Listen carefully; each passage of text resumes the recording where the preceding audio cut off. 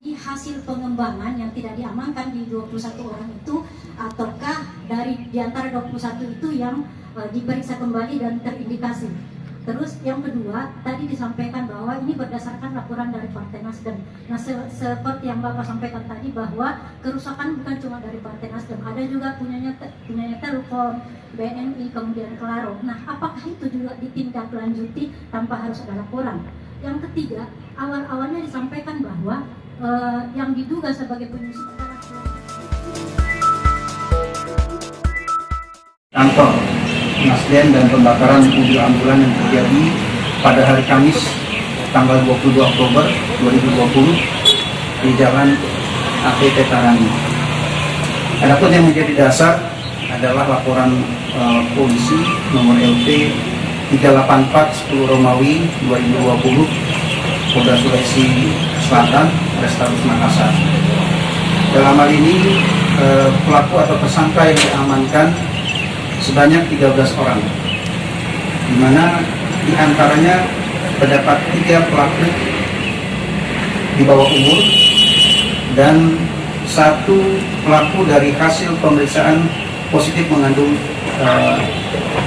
amfetamin atau sebagai pengguna narkoba.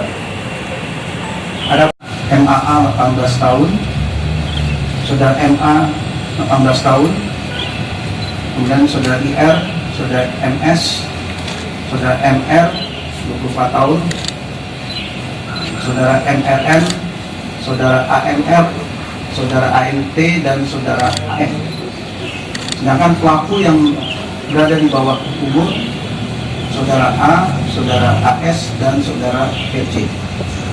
Terhadap pengerusakan kantor Nasdem, 1 berkas perkara tersangka anak di bawah umur, dan 1 berkas perkara 1 unit kendaraan minibus yang dipakai sebagai ambulan yang terbakar dalam keadaan hangus. Kemudian perusakan seluruh kaca jendela dan pintu kantor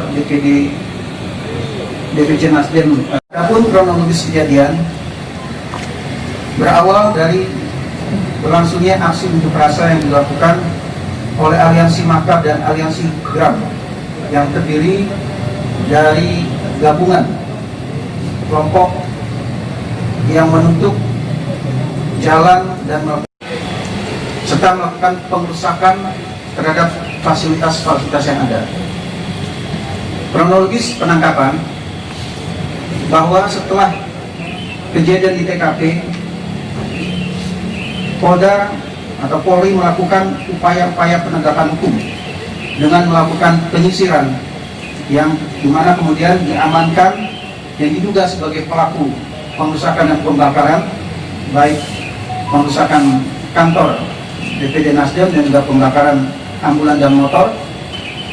Pada awalnya didapat 21 orang, namun setelah dilakukan penyelidikan dan pemeriksaan serta tindakan kepolisian lainnya dengan mendatangi dan mengolah TKP dan mencari bukti-bukti dan rekaman kejadian serta melakukan pemeriksaan terhadap saksi-saksi baik yang di TKP maupun yang melihat kejadian pembakaran tersebut, maka ditetapkan 13 orang sebagai tersangka sebagaimana disampaikan terdahulu.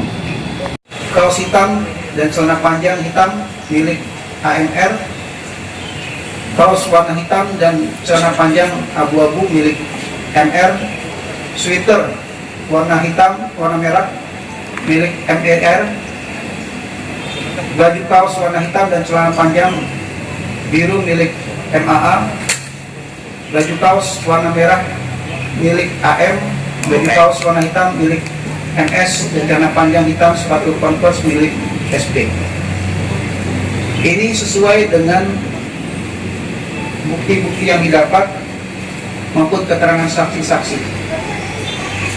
Kemudian pasal yang dipersangkakan pasal 187 ayat 1 subsidiar, kemudian pasal 170 ayat 1 junto, pasal 5556 KUHP, di mana dalam pasal 187 disebutkan bahwa dengan sengaja menimbulkan kebakaran yang menimbulkan bahaya umum bagi barang dengan ancaman hukuman sebanyak 12 tahun, dan pasal 170 di mana secara umum bersama-sama melakukan kekerasan terhadap barang dengan ancaman hukuman 5 tahun 6 bulan.